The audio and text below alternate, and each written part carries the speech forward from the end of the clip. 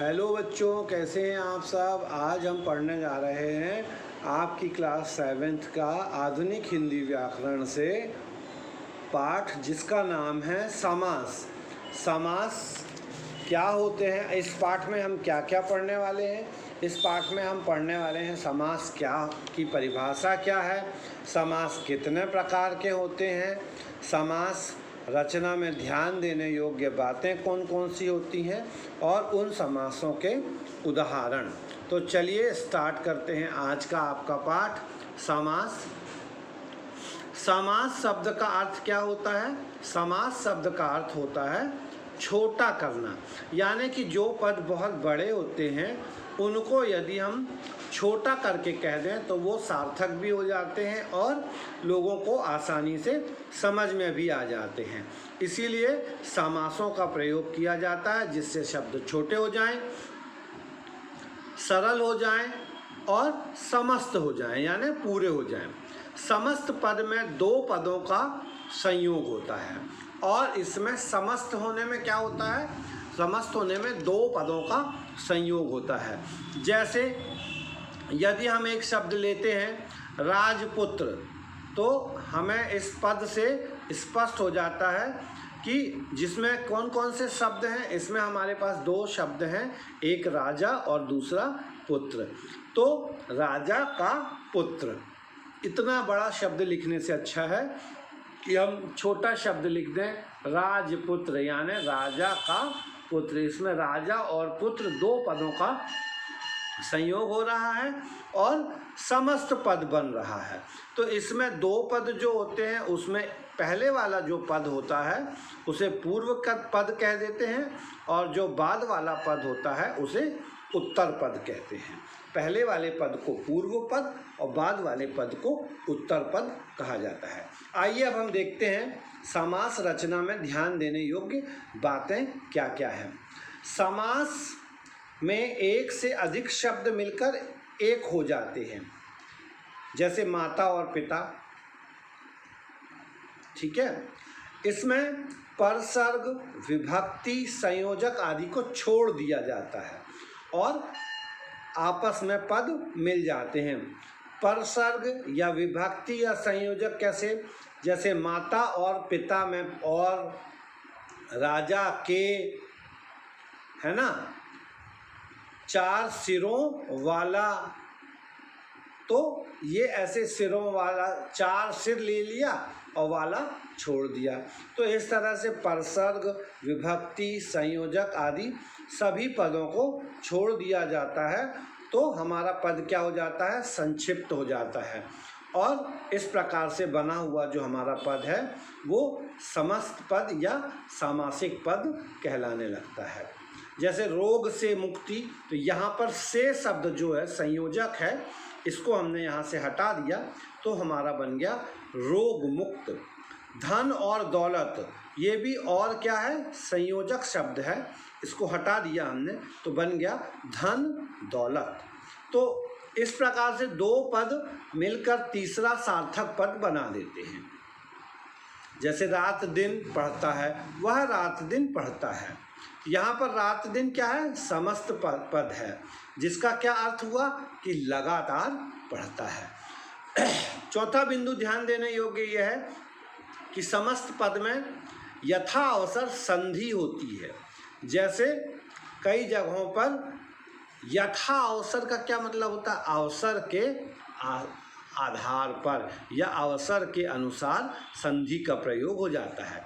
जैसे आवश्यकता प्लस अनुसार, आवश्यकता अनुसार, आवश्यकता अनुसार, श्रद्धा प्लस अंजलि, श्रद्धांजलि। और कहीं कहीं पर समस्त पद का रूप जो है इतना बदल जाता है कि उसे पहचानना कठिन हो जाता है। जैसे 4 और 20, 24, 4 और 20, 24, 700, 700।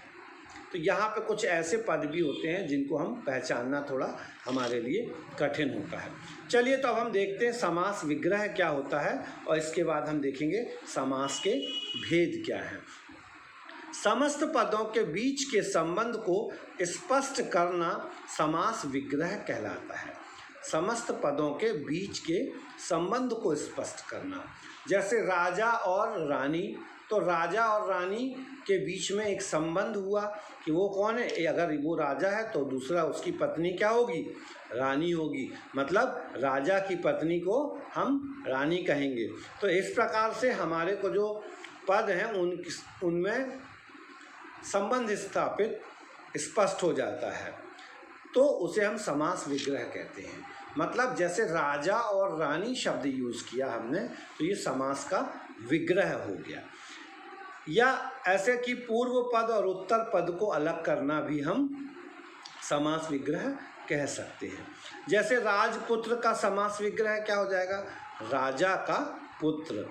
पाप मुक्त का क्या हो जाएगा, पाप से मुक्त। मुंह तोड़ यानी मुंह को तोड़ने वाला। तो ये समास को जब हम जोड़ते हैं, तो जब दो पदों को सरल करके और संयोग करते हैं तो समास बन जाता है, और जब उन्हीं पदों को समास को जब हम तोड़ करके पूर्व पद और उत्तर पद अलग अलग कर देते हैं तो वो समास का विग्रह हो जाता है। ये है समास और समास विग्रह में अंतर। चलिए अब हम देखते हैं समास के कुल भेद। समास के कुल 6 भेद होते हैं।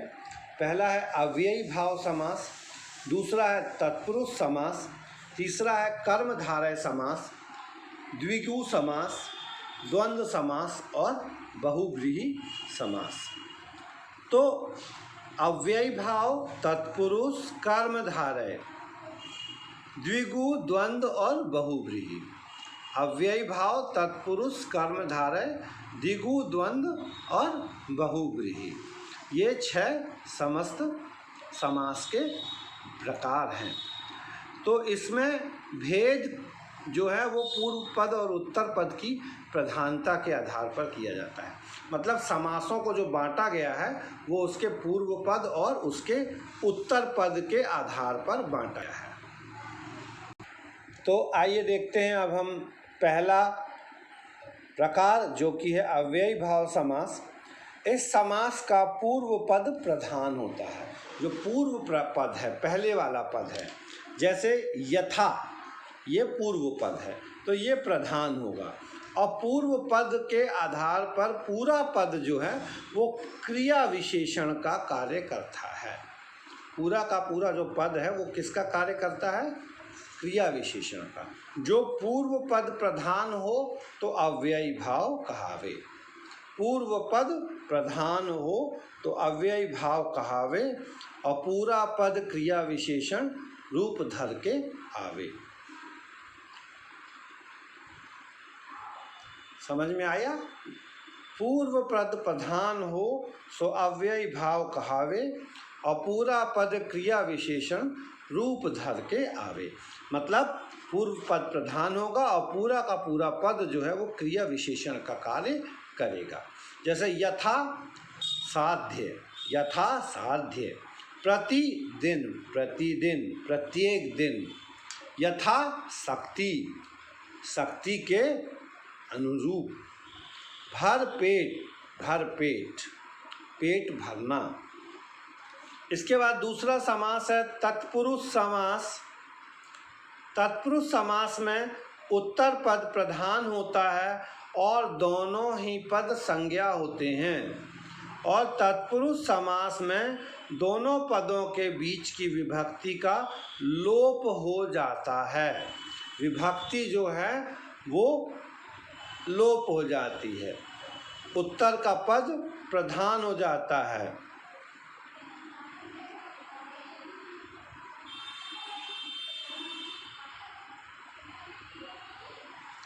तो इसके लिए एक बड़ा सरल सा दोहा है कि दो पद संज्ञा भये उत्तर पद प्रधान, दो पद संज्ञा भये उत्तर पद प्रधान, और विभक्ति लोप का ध्यान रख तत्पुरुष होत समान। दो पद संज्ञा भये उत्तर पद प्रधान और दो पद विभक्ति लोप का तत्पुरुष रखे ध्यान। उत्तर पद प्रधान हो गया, दोनों पद संज्ञा हो गए और पदों के बीच की विभक्ति का लोप हो गया, तो वह तत्पुरुष बन गया। देखते हैं, जैसे मुंह तोड़, हम कहते हैं तुमने उसे मुंह तोड़ जवाब दिया, तो इसका क्या मतलब है? मुंह को तोड़ने वाला। यहाँ पर पूर्व पद क्या हो गया? मुंह, और तोड़ने वाला उत्तर पद हो गया। तो तोड़ने वाला प्रधान हो गया ना, मुंह तो प्रधान नहीं हुआ, और मुंह भी संज्ञा है और तोड़ने वाला भी संज्ञा है, व्यक्ति होगा। देश की भक्ति के लिए, देशभक्ति कौन होगा? भक्ति क्या हो जाएगी? संज्ञा हो जाएगी। देश क्या हो जाएगा? संज्ञा हो जाएगा। और के लिए क्या हो जाएगा? विभक्ति हो जाएगी। इसी प्रकार से राजपुत्र, राजा का पुत्र। शोकाकुल, शोक से आकुल। ऋण मुक्त, ऋण से मुक्त। आनंद मग्न, आनंद में मग्न।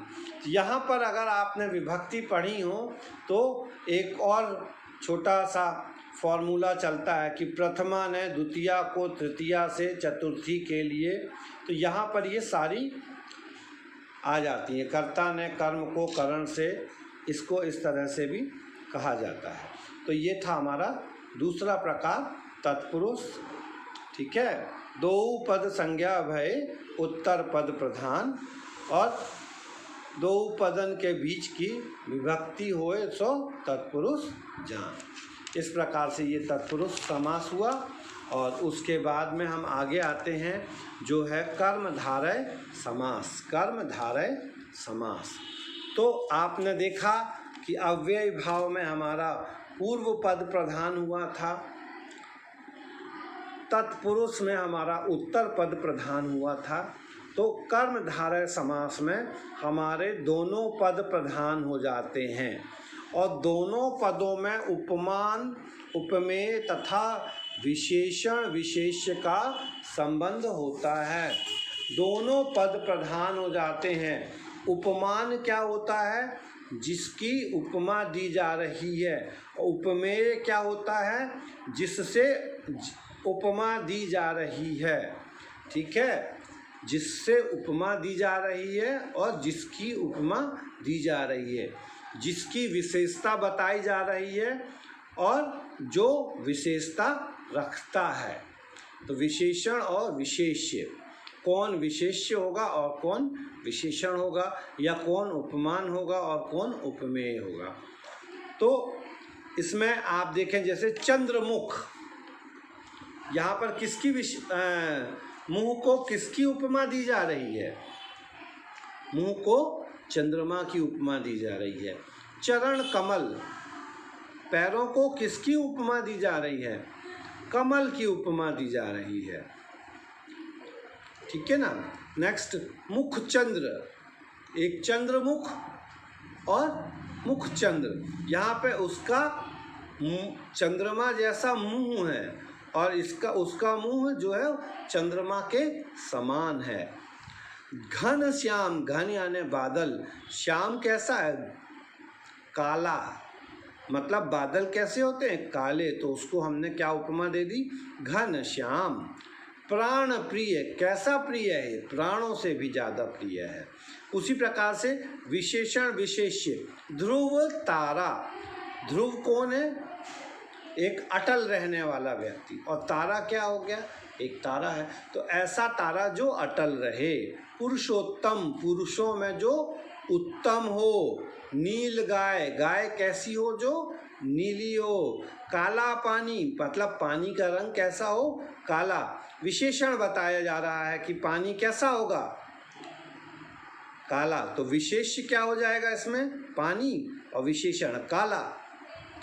मझधार, मझ यानी बीच, धार यानी पानी का बहाव। तो इस तरह से ध्रुव क्या है? विशेषण है। तारा क्या है? विशेष्य है, जिसकी विशेषता बताई जा रही है। ध्रुव के समान तारा, है ना। तो इसमें कर्मधारय होता है दो पद प्रधान भय एक उपमा एक उपमेय, धरे विशेषण विशेष से सो कर्म धारय होय। दो पद प्रधान भय उपमा उपमेय विशेष, विशेषण रखे संबंध सो कर्म धारय होय। इसके बाद में आगे बढ़ते हैं। हमारा एक और समास है, वो है द्विगु समास।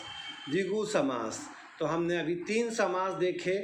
पहले समास में हमने पूर्व पद प्रधान देखा, दूसरे समास में हमने उत्तर पद प्रधान देखा, तीसरे समास में हमने दोनों पदों को प्रधान देखा और उपमा उपमेय और विशेष विशेषण का संबंध देखा। और अब चौथा समास है द्विगु समास। द्विगु यानी संख्यावाचक विशेषण। द्विगु यानी संख्यावाचक विशेषण। तो इस समास में, द्विगु समास में हमारा पूर्व पद संख्यावाचक विशेषण होता है, मतलब जिसमें हमें संख्या की विशेषता बता रहा हो, संख्या से विशेषता पता चल रही हो, ठीक है। और उत्तर पद संज्ञा होता है और समस्त पद समुदाय या समूह का बोध कराते हैं। मतलब पूर्व पद संख्या भयो, उत्तर पद भव संज्ञा। पूर्व पद संज्ञा, संख्या भयो, उत्तर पद भव संख्या, संज्ञा, ठीक है। और सबई मिलन समूह बोध कराए, तो द्विगु को तुम नाम धराए। पूर्व पद संख्या भयो, उत्तर पद संज्ञा और समई पदन को, समूह को जो बोध कराए सो द्विगु कहाए। मतलब जैसे नवरात्रि, नौ क्या है? संख्या है, यह पूर्व पद है। और रात्रि क्या है? रात का समूह, 9 रातों का समूह। त्रिनेत्र, 3 नेत्रों का समूह। चतुर्भुज, 4 भुजाओं का समूह। त्रिकाल, 3 काल। षटकोण, 6 कोणों का समूह। चौराहा, 4 राहों का समूह। सप्त ऋषि, 7 ऋषियों का समूह। दोपहर, चौमासा, 4 माहों का समूह। नवरत्न, 9 रत्नों का समूह, ठीक है। तो इस तरह से हमारा चौथा समास था, वह द्विगु समास था। और अब 5वां समास हम देखते हैं, द्वंद्व समास। क्या है वह? द्वंद्व समास।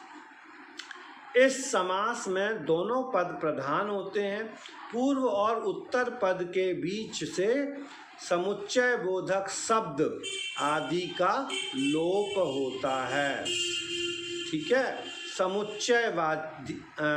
समुच्चय बोधक जैसे और, यार आदि और या आदि, ठीक है। तो द्वंद्व होता है। क्या होता है? द्वंद्व। दो पद प्रधान भय पूर्व और उत्तर, और अथवा आदि का जो है समुच्चय बोधक करे जो लोप, सो द्वंद्व कहाए। दो पद प्रधान भय पूर्व और उत्तर, समुच्चय बोधक शब्दन का और अथवा या आदि को लोप कराए, सो द्वंद्व समास कहाए। जैसे माता और पिता, माँ बाप। दूध और भात, दूध भात। धन और दौलत, धन दौलत। पाप और पुण्य, पाप पुण्य। हाथ पैर, हाथ और पैर। काम काज, काम और काज। तो यहाँ पर हाथ पैर में हाथ भी प्रधान है और पैर भी प्रधान है, माता भी प्रधान है और पिता भी प्रधान है, इसलिए दोनों पद प्रधान हो गए और अथवा आदि शब्दों का यहाँ से विलोप हो गया। तो हमारा ये 5वां हो गया द्वंद्व समास। और इसके बाद 6वां है आपका बहुव्रीहि समास। क्या है? बहुव्रीहि समास। बहुव्रीहि समास में दोनों पद अप्रधान होते हैं। बहुव्रीहि समास में दोनों पद अप्रधान होते हैं और समस्त पद का अर्थ मूल शब्दों के अर्थ से पूर्णतया भिन्न होता है। समस्त पदों का अर्थ मूल शब्दों के अर्थ से पूर्णतया भिन्न होता है। बहुव्रीहि है ना, दो पद अप्रधान रहें, अर्थ करें जो भिन्न, बहुव्रीहि कहलाए जो। दोनों पद अप्रधान रहें और अर्थ करें जो भिन्न, सो बहुव्रीहि कहलाए। लंबोदर, लंबा है उदर जिसका। चक्रपाणि, चक्र है हाथ में जिसके। त्रिनेत्र, तीन है नेत्र जिसके। यहाँ पर किसी एक व्यक्ति का नाम अलग निकल के आ रहा है। लंबा है उदर जिसका, वो कौन हो गए? गणेश हो गए। हम उनको लंबोदर भी बोलते हैं। चक्रपाणि, जिनके हाथ में चक्र है, अर्थात विष्णु भगवान। त्रिनेत्र, जिनके तीन नेत्र हैं, अर्थात शिव। दशानन, 10 हैं सिर जिसके, अर्थात रावण। नीलकंठ, यानी जिसका कंठ नीला हो, वह हैं शिव। और चतुर्मुख, जिनके 4 मुख हैं, ब्रह्मा। तो इस प्रकार से हम चतुर्मुख को ब्रह्मा भी कह सकते हैं, जो बिल्कुल मूल शब्दों से अलग है। 4 हैं मुख जिसके, बिल्कुल बहुधा व्रीहि यानी अलग, बहुव्रीहि समास।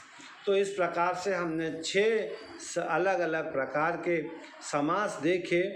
और इसके बाद में यदि आप चाहें तो कुछ हम उदाहरण यहाँ पर देख रहे हैं। आपको यहाँ पर समस्त पद लिखना है। अपना और पराया, तो क्या होगा? यहाँ पे और शब्द हट जाएगा और बीच में जोड़ने का निशान बन जाएगा। अपना पराया।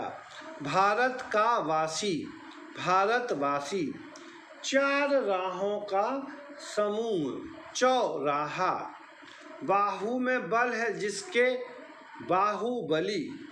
मृग के समान नयन वाला, या मृग के समान जिसके नयन हैं, मृग नयनी, हिरणी है ना, मृग नयनी। शक्ति के अनुसार, यथाशक्ति, शक्ति के अनुसार यथाशक्ति। तो ये थे। अब इसके बाद में आप बाकी की चीज़ें स्वयं से कर सकते हैं। इसमें कुछ अभ्यास के रिक्त स्थान पद भी दिए गए हैं, जैसे समस्त पदों में विभक्ति तथा समुच्चय बोधक कंठ लोप हो जाता है। समास के भेद पूर्व पद और उत्तर पद की प्रधानता या अप्रधानता के आधार पर होते हैं। अव्ययी भाव समास में समस्त पद क्रिया विशेषण का कार्य करता है।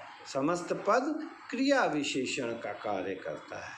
कर्मधारय समास में पूर्व पद और उत्तर पद के बीच में उपमान उपमेय अथवा विशेषण विशेष्य का संबंध होता है। बहुव्रीहि समास में दोनों पद अप्रधान होते हैं और समस्त पद सर्वथा मूल शब्द से भिन्न अर्थ देता है। तो ये कुछ इसके अभ्यास थे जिसे आप बहुत आसानी से कर लिए होंगे। और एक बार पाठ ख़त्म करने से पहले हम रिवीजन पे आ रहे हैं। पहला, अव्ययी भाव समास। पूर्व पद प्रधान होवे, समस्त पद क्रिया विशेषण, सो अव्ययी भाव कहाए। तत्पुरुष पद समास। उत्तर पद प्रधान होवे, 2 पद संज्ञा समरूप। तत्पुरुष और विभक्ति को जो लोप करे सो तत्पुरुष होए। दोनों पद संज्ञा होंगे। और तीसरा है आपका कर्मधारय, उपमा उपमेय और विशेष विशेषण संबंध धर्यो, दो पद होए प्रधान तो कर्मधारय होए।